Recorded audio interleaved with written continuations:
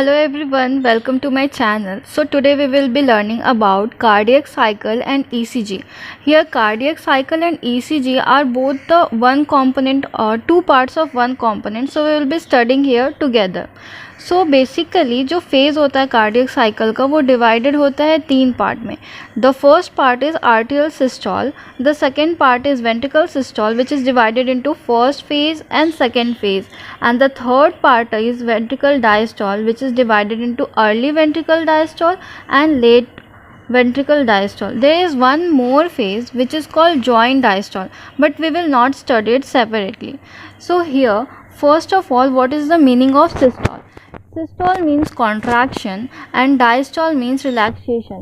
Means if someone says arterial systole, it means that arteriole का contraction, and ventricle diastole means ventricle का relaxation.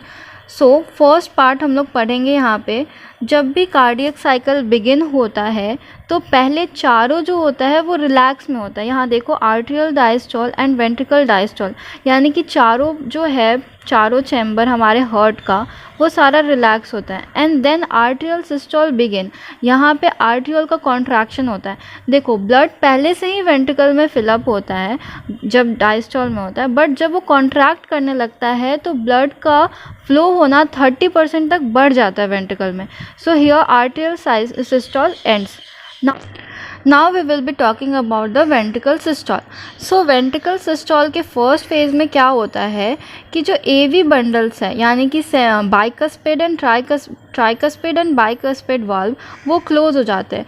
ये इसलिए close होते हैं ताकि जो ब्लड ऑलरेडी वेंट्रिकल्स में हो वो प्रेशर की वजह से कहीं आर्टरीज में आर्ट्रियोल्स में वापस ना चले जाए. और दूसरे फेज़ में क्या होता है, इसी प्रेशर के इंक्रीज़ होने के कारण सेमील्यूनार वाल्व्स जो है वो ओपन हो जाते हैं. इस वजह से वेंट्रिकल्स के ब्लड वापस बाहर चले जाते हैं, या तो वो अरोटा के थ्रू चले जाएंगे बॉडी पार्ट्स में या तो वो पल्मोनरी आर्टरी के थ्रू चले जाएंगे लंग्स को. So now we will be talking about the third phase which is ventricle diastole, यानी कि यहाँ पे अब वेंट्रिकल जो है वो रिलैक्स करेगा. मीनवाइल यहाँ पे देखो कि आर्टियल सिस्टोल के बाद बाकी सारा जो फेज़ होता है उसमें आर्टियल डायस्टोल होता है. सिर्फ एक ही पार्ट है जहाँ पे आर्टियल सिस्टोल होता है. तो यहाँ पे भी आर्ट्रियोल भी आर्टियल रिलैक्स करेगा और वेंट्रिकल भी सिर्फ रिलैक्स करेगा. तो ये अर्ली फेज़ में क्या होता है, जो सेमील्यूनार वाल्व है वो क्लोज हो जाता है और जो ब्लड फ्लो होता है वो स्टार्ट हो जाता है आर्टरीज़ में, यानी कि यहाँ से वेंट्रिकल से ब्लड बाहर जा चुका है और आर्ट्रियोल्स में ब्लड आना शुरू हो गया है.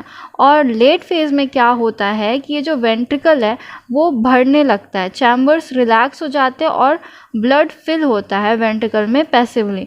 So this is basically 3 phases of the cardiac cycle. So let's talk about the ECG part. So here you can see that it is P wave or arterial depolarization. Arterial depolarization, what depolarization means is arterial systole, यानी कि अगर आप depolarization बोलो, contraction बोलो, systole बोलो, excitation बोलो, वो सारा होता है contraction का part या सबका एक ही meaning होता है. This is called P wave, arterial depolarization. Now another is QRS.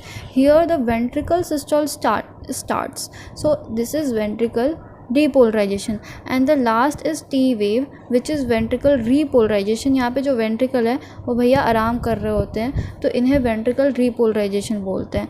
Now the last part of the cardiac cycle is कि कितने टाइम तक systole होता है और कितने टाइम तक diastole होता है. तो जो हमारा arterial systole होता है वो सिर्फ और सिर्फ 0.1 सेकेंड का होता है. जो हमारा ventricle systole होता है वो 0.3 सेकेंड का होता है. और जो डायस्टोल होता है यानी कि आर्टरियल और वेंट्रिकल दोनों का वो जो जॉइंट डायस्टोल होता है वो हमारा 0.4 सेकेंड के लिए होता है. जो हमारा टोटल कार्डियक साइकिल होता है वो कार्डियक साइकिल जो हमारा होता है वो 0.8 सेकेंड्स के लिए होता है which has 3 component, that is आर्टियल systole, ventricle systole and joint diastole. So आर्टियल systole कितने टाइम का होता है 0.1 second, ventricle systole 0.3 second and joint diastole 0.4 second. So remember this this is not in NCERT सिर्फ इतना ही बताता है कि जो हमारा कार्डियक साइकिल है वो 0.8 सेकेंड का है, और ईसीजी के बारे में हम फर्दर आगे और पढ़ेंगे. So now see what NCERT talks about our the phase of cardiac cycle. So cardiac cycle, how does the heart function? Let us take a look. To begin with, all the four chamber of heart are in relaxed state. Here all chamber of heart are in relaxed state. They are now in the joint diastole. As the tricuspid and bicuspid valves are open, blood from the pulmonary vein and vena cava flow from left and right ventricle respectively through left and right arteria. मतलब यहाँ पे कि अभी ये सारे ही relax है, तो यहाँ से ब्लड इनसाइड आ रहा है आर्ट्रियोल, एंड देन आर्ट्रियोल से वेंट्रिकल में जा रहा है, क्योंकि यहाँ की एवी वॉल्व बंडल्स यानी कि ट्राइकस्पिड एंड बाइकस्पिड वॉल्व्स दोनों ही ओपन है. Now the semilunar valve are closed at this stage. यहाँ पे सेमिलुनार वाल्व जो है वो क्लोज्ड है. You can see it here. The SAN now generate an action potential which stimulate the both the arteria to undergo simultaneous contraction, the arterial systole. अब यहाँ पे जो SAN नोड है वो जनरेट करेगा एक्शन पोटेंशियल. हमारा SAN node generate करेगा action potential, and then simultaneously दोनों ही आर्टरीज का सिस्टॉल होगा यानी कि कॉन्ट्रैक्शन होगा. This increase the flow of blood into ventricles by about 30%. और यहाँ से आर्ट्रियोल से वेंट्रिकल में जो फ्लो ऑफ ब्लड हो रहा है वो 30% तक इंक्रीज हो जा रहा है. यानी कि पहले से तो हो ही रहा था, लेकिन अब वो इंक्रीज हो जा रहा है. The action potential is conducted to the ventricle side by AVN and AV bundle, from where the bundle of His transmit it through the entire ventricle musculature. This causes the ventricle muscle to contract यानी कि ventricle systole, और arterial undergo relaxation coinciding with the ventricle systole. ये पूरा बड़ा सा line लिखा हुआ है बट इसका कोई भी मीनिंग नहीं है, क्योंकि आपको पता है मैंने पिछले भी वीडियोस में बताया था कि ऐसे नोड से AV नोड में, फिर AV नोड से वो पूरा वेंट्रिकल में फैलता है action potential through bundle of हिश, और बंडल ऑफ हिश से एक माइन्यूट पार्टिकल या माइन्यूट फाइबर्स, पार्टिकल नहीं फाइबर्स जाता है, यहाँ पे उसको बोलते हैं पुरकेंजी फाइबर्स. तो जो भी SAN नोड प्रोड्यूस करता है एक्शन पोटेंशियल वो AVN से होते हुए पूरे ही वेंट्रिकल में चला जाता है, और जब यहाँ पे इसको एक्शन पोटेंशियल मिला तो वेंट्रिकल हमारा कॉन्ट्रैक्ट करेगा. Now ventricle systole increase the ventricular pressure, causing the closure of tricuspid and bicuspid valve due to attempted backflow of the blood into arteria. इसका मतलब यही है कि यहाँ पे जो bicuspid और tricuspid valve है उसको बंद कर दिया जाएगा, क्योंकि अगर उसको बंद नहीं किया जाएगा तो प्रेशर की वजह से आर्ट्रियोल में वापस से ब्लड जा सकता है. As the ventricle pressure increases further, the semilunar valve guarding the pulmonary artery, right side, and the aorta are forced open, allowing the blood to the ventricles to flow through these vessels into the circulatory pathway. अब यहाँ पे क्या हो रहा है, यानी कि second phase में, ये फर्स्ट फेज़ तक का एनसीईआरटी में पढ़ चुके हैं हम. अब सेकेंड फेज़ में क्या हो रहा है कि जैसे ही प्रेशर बढ़ रहा है तो ये तो बंद हो चुका है, फर्स्ट ही फेज़ में बंद हुआ, दूसरे फेज़ में सेमिलुनार वाल्व्स ओपन हो जाएगा. जब सेमिलुनार वाल्व्स ओपन होगा तो जो ब्लड है वेंट्रिकल से वो बाहर को जाएगा. यानी कि अगर राइट साइड का वेंट्रिकल है तो वो लंग्स के पास जाएगा ऑक्सीजन लेने, और जो लेफ्ट साइड का वेंट्रिकल है वो अरोटा के थ्रू जाएगा बॉडी पार्ट्स में ऑक्सीजन पहुंचाने, और यहाँ पे सेमिलुनार वाल्व्स यहाँ पे ओपन हो जाते हैं, और इस तरह से पूरे ही सर्कुलेटरी पाथवे में ब्लड जाता है. The ventricle now relax, ventricle diastole, and the ventricle pressure fall, causing the closure of semilunar valve, which prevent the backflow of blood into the ventricles. अब क्या होता है, वेंट्रिकल डायस्टोल कब आता है, स्टार्टिंग में क्या होता है, यानी कि अर्ली फेज़ में. अब ये रिलैक्स हो चुका है, यानी कि ये रिलैक्स हो चुका है तो ये जो सेमिलुनार वाल्व्स है उसको वो बंद कर देता है, और जैसे ही वो बंद कर देता है इसका मतलब ये हुआ कि जो बाहर ब्लड गया है वेंट्रिकल से वो वापस वेंट्रिकल्स में ना आ पाए. तो एक तरह का ये गार्डिंग वाल्व है जो कि बंद हो जाता है ताकि ब्लड का वापस फ्लो ना हो पाए. As the ventricle pressure declines further, the tricuspid and bicuspid valves are opened by the pressure in the arteria exerted by the blood which was being emptied into them by the veins. अब जो दूसरा phase होता है यानी कि late phase में क्या होता है कि अब ये जो AV बंडल्स है या AV बंडल्स ने AV वाल्व्स हैं यानी कि ट्राइकस्पिड बाइकस्पिड वाल्व, वहाँ से ब्लड जो है वो वेंट्रिकल में जाना शुरू हो गया है. चैम्बर रिलैक्स होने की वजह से blood fill the ventricle passively. The ventricle and artery are now again in relax state. अब देखो यहाँ पे जो वेंट्रिकल है और जो आर्टरी है दोनों ही डायस्टॉल में है, इसको जॉइंट डायस्टॉल बोलते हैं। अब दोनों ही रिलैक्स हो चुके हैं। इवन जब ये साइकिल यहाँ पे एंड हुआ तो स्टार्टिंग तो यहीं से होनी है, तो जब स्टार्टिंग यहाँ से होनी है तो उस टाइम भी जो आर्टरियल है और वेंट्रिकल है दोनों ही आराम कर रहे होते हैं, यानी कि आर्टरियल डायस्टॉल। और मैंने बताया है कि जो जॉइंट डायस्टॉल होता है वो टोटल 0.4 सेकेंड्स का होता है, ठीक है। Soon the SAN generate a new action potential and event described above repeated in that sequence and process continue। अब यही होगा कि वापस से SAN नोड उसको एक्शन पोटेंशियल जनरेट करेगा एंड देन ये कार्डियक साइकिल फिर से रिपीट होगा। Now talking further, the sequential event in the heart which is cyclically repeated is called cardiac cycle and it consists of systole and diastole of both the artery and ventricle। यानी कि यहाँ पे जो इस event होता है कि बार बार contract हो रहा है, रिलैक्स हो रहा है, उसको हम लोग कार्डियक साइकिल बोलते हैं। यहाँ पे सिस्टोल और डायस्टोल होता है आर्ट्रियल और वेंट्रिकल्स में। As mentioned earlier, the heart beats 72 per minute, that में cardiac cycle are performed per minutes। यानी so here जो हमारा हार्ट बीट है वो 72 टाइम्स है पर मिनट। जो हमारा वेंट्रिकल है, ईच वेंट्रिकल 70 ml ब्लड हमारा पास करवाता है, उसको बोलते हैं हम लोग स्ट्रोक वॉल्यूम। और ये each cardiac during a cardiac cycle, यानी कि एक कार्डियक साइकिल में हमारा जो वेंट्रिकल है, अकेला ventricle, each ventricle 70 ml of blood जो होता है वो पास आउट करता है, जिसको बोलते हैं stroke volume. The stroke volume multiplied into heart rate. So here is the formula that cardiac output is equal to stroke volume into heart beat.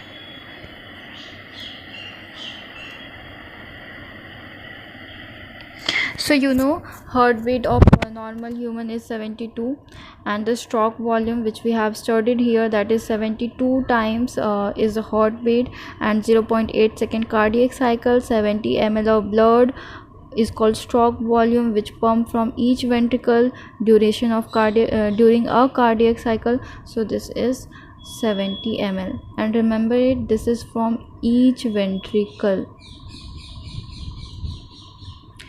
And then when we will multiply stroke volume into heartbeat, you will get the answer 5 liter or 5000 ml. Now talking further, the body has ability to alter the stroke volume as well as the duration of heart rate and thereby the cardiac output. For example, the cardiac output of an athlete will be much higher than that of an ordinary man. For example, अगर कोई athletics है तो athletic person है तो वो अपना heart beat जो है उसका बढ़ जाता है। सो इफ़ हार्ट बीट बढ़ जाएगा देन कार्डियक आउटपुट भी बढ़ जाता है। सो एक पर्सन एबिलिटी रखता है कि वो अपना कार्डियक आउटपुट को अल्टर कर सके। And the last part, which is really very important part, first we will be talk this from the diagram and then I'll read it from NCERT। जब हमारा AV वाल्व क्लोज होता है, यानी कि ये जो वाल्व क्लोज होता है तो उससे जो साउंड प्रोड्यूस होता है उसको बोलते हैं हम लोग लब। बट जब हमारा सेमील्यूनार वाल्व क्लोज होता है जो कि यहाँ पे क्लोज होता है तो उससे जो साउंड प्रोड्यूस होता है उसे हम बोलते हैं dub. And this love is the first sound of the heart and this dub is the second sound of the heart. Here, during each cardiac cycle, the two prominent sounds are produced which can be easily heard through a stethoscope. The first heart sound, love, is associated with the closure of tricuspid and bicuspid valve, and whereas the second heart, dub, is associated with the closure of semilunar valves. These sounds are clinically diagnosed with significance। ये क्यों significance होता है कि कितने heart beat हुए हैं, कितने लब डब साउंड हुए हैं, तो इससे हम पता लगा सकते हैं कि बंदे को कोई प्रॉब्लम है या नहीं है। So here is the diagram of ECG। It's very simple, but question asked from this particular topic many times in your examination in NEET. And I think so in class 11 examination teacher will also ask you, and it is important also. So here arterial depolarization, which is called P wave, यानी कि arteries का contraction, you can see it here. यहाँ पे arteries दोनों contract हो रहे हैं. Now second is ventricular depolarization, which is QRS complex. Here QRS complex, this is P, this is Q, this is up here R, and this is S, and this is T wave. So QRX complex is for ventricle depolarization. यहाँ देख सकते हैं आप ventricle जो है वो contract कर रहा है. And third is ventricle repolarization, which is called T wave. Here the ventricles are in normal state या relaxed state. So you're probably familiar with the scene from a typical hospital television show. A patient is hooked up to a monitor machine that show voltage traces on the skin and make the sound beep beep beep beep as a patient goes into cardiac arrest. यानी कि आपने ऐसे TV वीवी में देखा होगा कि ऐसा पीप पीप पीप sound होता है. तो अगर वो ऐसा होता है, ऐसा पी टाइप का साउंड, तो उसे हम कार्डियक अरेस्ट बोलते हैं. The type of machine electrocardiograph is used to obtain an electrocardiogram. So ECG is basically electrocardiogram, and one more is EEG. This is used for brain. Okay, so don't confuse ECG with EEG, and this is not in your syllabus. ECG is graphical representation of electrical activity of heart during a cardiac cycle. तो ये graphical representation है किसका? हमारे heart में जो भी electrical activity हो रही है उसका. To obtain standard ECG, यहाँ figure 18.3, which I have already explained in this, PQRS and T wave. A patient is connected to the machine with 3 electrical leads, one each to the wrist and to the left ankle. यानी कि दोनों हाथ में लगाएंगे wrist के पास और एक left ankle में लगाएंगे, ankle के पास लगाएंगे. क्यों left ankle? क्यों? क्योंकि left side की तरफ tilted होता है हमारा heart. That continuously monitor the heart activity. For a detailed evaluation of the heart function, multiple leads are attached to the chest region. और हमारे ये तो 3 leads जो हाथ के पास लगाते हैं, और बहुत सारे leads जो होते हैं वो हमारे chest region में लगाते हैं. Here we will talk only about the standard ECG. हम सिर्फ standard ECG के बारे में बात करेंगे, और बाकी जो काफ़ी ECG के टाइप होते हैं और बहुत सारे stems होते हैं ECG के, which you will be studying in your med school. Each peak in the ECG is identified with a letter from P to T that correspond to a specific electrical activity of the heart. The P wave represent the electrical excitation or depolarization of the arteria which lead to contraction of both the artery. यानी कि P wave जो होगा वो excitation, depolarization या systole उसको बोलते हैं, contraction सब एक ही बात है, excitation, depolarization, contraction, systole. The QRS complex represent the depolarization of ventricle which initiate the ventricle contraction. यानी कि यहाँ पे वेंट्रिकल कॉन्ट्रैक्शन स्टार्ट हुआ है. मैंने पिछले वाले डायग्राम में भी आपको बताया था कि जो वेंट्रिकल सिस्टोल है वो यहाँ पे स्टार्ट होता है. And see here QRS wave is originating. Where is the diagram? Here.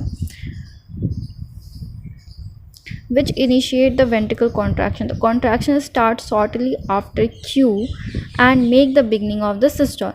यहाँ से systole start हो गया. The T wave represent the return of the ventricle from excited to the normal state, यानी कि repolarization. आप repolarization बोल लो, relaxation बोल लो, normal state बोल लो, diastole बोल लो, ये सब एक बात है.